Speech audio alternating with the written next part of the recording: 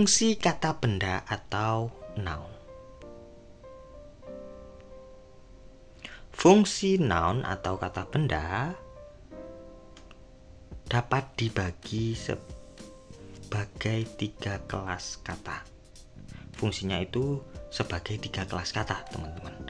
Yang pertama, bisa sebagai noun, masih sebagai noun, bisa juga sebagai adjektif, bisa juga sebagai adverb. Jadi meskipun dia kata benda, fungsinya itu bisa berbeda-beda, teman-teman. Mari kita bahas satu persatu.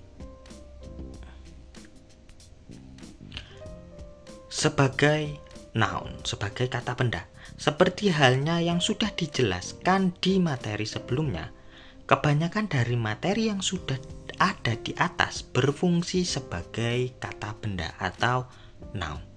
Baik yang basic noun, noun phrase, noun compound noun, dan noun clause. Dari bentuk-bentuk tersebut, yang berfungsi sebagai noun adalah inti noun. Kata benda yang dibicarakan, pelaku, penerima, baik berposisi di subjek, objek, maupun komplement. Contoh, John meets me, John menemuiku. Nah, John itu masih berposisi sebagai subjek, ya, dia kata benda. They calls John, mereka menelpon John. John itu kata bendanya, dia berposisi sebagai objek, dia masih berfungsi sebagai noun juga, karena yang berposisi di subjek dan objek kebanyakan hanya noun. Ada yang lain nggak? Ada, yaitu pronoun. Nanti kita bahas lagi. Contoh lainnya, he is John, dia adalah John, berposisi sebagai komplement. Dia juga masih berfungsi sebagai noun. A smart girl studies every day. Girls-nya kita fokuskan ke girls-nya atau gadisnya. Dia sebagai inti yang dibicarakan. A smart girl, seorang gadis yang pintar. Intinya kan di gadis, posisinya di subjek. Dia juga masih berfungsi sebagai noun. Contoh lainnya, the bookstore is in front of my house. Kebetulan di sini ada 2 kata benda, bookstore dan house. Nah, toko buku itu sebagai noun. My house, rangkaian noun phrase tadi ya, itu tetap juga sebagai noun. Terutama yang di object of preposisi itu pasti noun, tapi inti ya, inti dari rangkaiannya. Selanjutnya ada what you study in this class is important. Apa yang kamu pelajari di kelas itu penting. Nah, ini sebagai noun juga, tapi dia rangkaian kalimat, rangkaian kata yang berupa kalimat. Nanti itu kita bahas lagi di materi noun clause.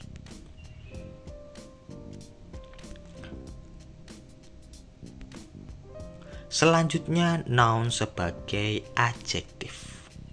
Noun ini sering kita jumpai dalam pembentukan noun phrase atau compound noun. Dalam bahasa Inggris, banyak kata benda yang difungsikan sebagai kata sifat ketika kata benda tersebut terletak sebelum kata benda lainnya, khususnya untuk noun phrase dan compound noun, teman-teman.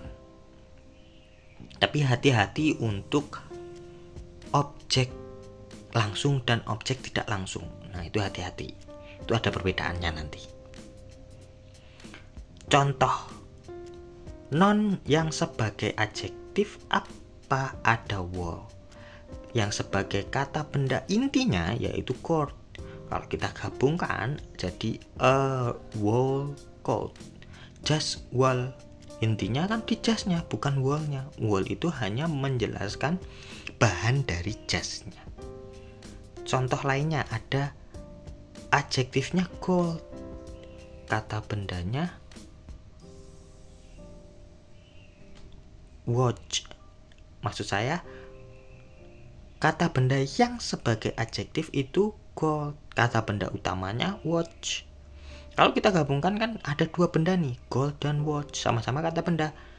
Tapi yang gold sebagai kata sifat, yang watch sebagai kata benda secara fungsi. Secara kelas kata sama ya. Jam tangan emas, jam tangan itu benda, emas juga benda. Tapi dia yang emas hanya menjelaskan bahan dari si jam tangan tersebut.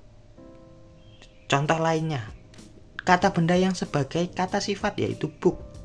Kata benda utamanya yang dibicarakan yaitu store. Kalau kita gabungkan jadi a bookstore, toko buku. Toko yang menjual buku, bukan toko berbentuk buku. Itu kan intinya berarti ada di toko buku. Itu hanya menjelaskan apa sih toko apa sih? Toko yang menjual buku. Pada kombinasi kata seperti di atas, kata benda tersebut mempunyai fungsi sebagai penjelas dan yang dijelaskan. Bila kita simpulkan seperti berikut ini. Nah, wall, gold, history, book ya, berfungsi sebagai kata sifat yang mendeskripsikan kata benda kedua. Sedangkan coach, watch, dan store yang berfungsi sebagai kata benda utama.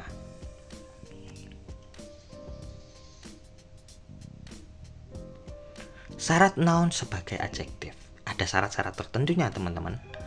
Yang pertama, ketika noun digunakan sebagai adjektif, maka noun tersebut harus dalam bentuk tunggal.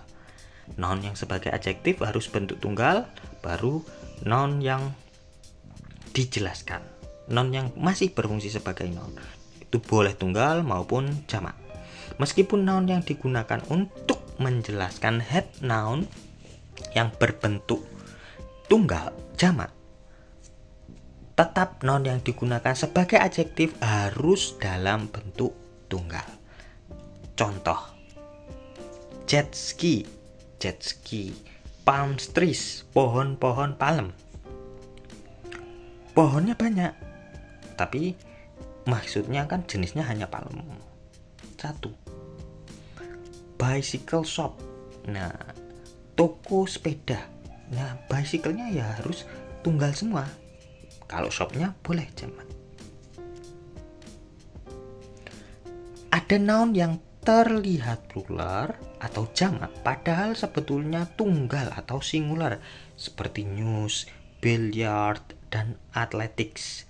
Ketika digunakan sebagai adjektif, bentuk mereka tetap atau s tidak dihilangkan. Contoh, an athletics trainer, seorang pelatih atletik. Ketika menggunakan certain noun, clothes, sport, custom, accounts, arm sebagai adjektif, mereka tetap dalam bentuk jamak. Sports club, klub sepak bola. Intinya apa teman-teman? Untuk kata benda yang asli, sudah asli berakhiran s atau ketambahan s atau is, maka teman-teman tetap cantumkan, tidak masalah. Syarat yang kedua, ketika ada kombinasi number plus noun, maka harus dihubungkan dengan hyphen atau tanda strip, tanda penghubung. Hyphen noun, hyphen atau noun plus noun nanti ya. Nah, contoh, we took a tour that last 5 weeks. Itu kalimat awalnya. Kami mengikuti tur yang berlangsung selama 5 minggu. Weeks berfungsi sebagai noun pada kalimat di atas. Dan dapat teman-teman ubah menjadi we took a 5-week tour. Kami melakukan tur selama 5 minggu. Nah, kalimatnya bisa dijadikan seperti ini, disederhanakan. Tapi 5 week-nya sebagai kata sifat. Kalau yang di atas tetap sebagai noun, weeks-nya terutama ya. Kalau secara fungsi nanti berbeda teman-teman. Noun intinya tournya. Contoh lain, the students wrote a report that was 10 pages. Siswa menulis laporan sebanyak 10 halaman. Pages berfungsi sebagai noun pada kalimat di atas dapat diubah menjadi the student wrote a 10-page report. Para siswa menulis laporan 10 halaman. 10 page itu hanya sebagai adjektif, nounnya report. Reportnya hanya satu.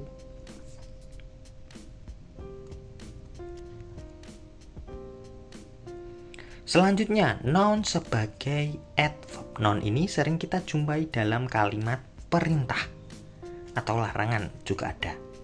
Dalam bahasa Inggris, banyak kata benda yang difungsikan sebagai kata keterangan ketika kalimat perintah membutuhkan pelaku aktivitas atau kalimat membutuhkan penjelas lain. Maka kata benda dijadikan keterangan tersebut. Salah satu fungsinya bisa sebagai ini ya. Contoh, ada kalimat the students study hard. Para murid belajarlah dengan giat. Nah, kata bendanya mana? The students. Tapi di sana mereka berfungsi sebagai adverb. Teman-teman bisa teliti. Di sana ada koma setelah para murid atau the students. Nah, di situ ketika noun berdiri sendiri, kemungkinan besar dia sebagai adverb secara fungsi. Karena apa? Tidak mungkin dia sebagai subjek. Kalau tidak ada komanya baru dia subjek. Para murid belajar dengan giat. Tapi bukan kalimat perintah, melainkan kalimat pernyataan. Boleh juga kita balik nih. Kalimat perintahnya dulu kita tulis. Study hard, the students. Belajarlah dengan giat para murid. Nah, para murid di sana sebagai pelaku yang disuruh, diperintah. Tuh, dia hanya sebagai keterangan atau adverb. Contoh lainnya. Ini bukan kalimat perintah. Nah, tapi kata bendanya hanya menjelaskan atau memperjelas kata di depannya. Contoh, I meet your brother John. Nah, John sebagai kata benda yang sebagai adverb. Saya bertemu saudaramu yang namanya John. Nah, itu memperjelas saja. Thanks for watching.